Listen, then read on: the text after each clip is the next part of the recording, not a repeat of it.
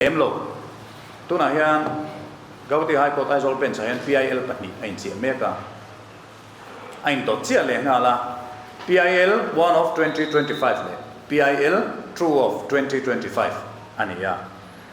PIL 1 of 2025 he MTOA Mizoram Truck Owners Association te mala na a enge ni bultuma PIL lu tania chu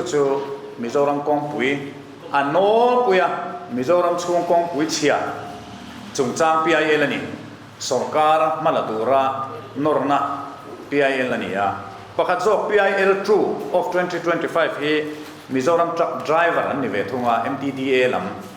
bultuma thelu ani ve thunga hei hi chu hemi kon puile khamrang inkar bi chungchang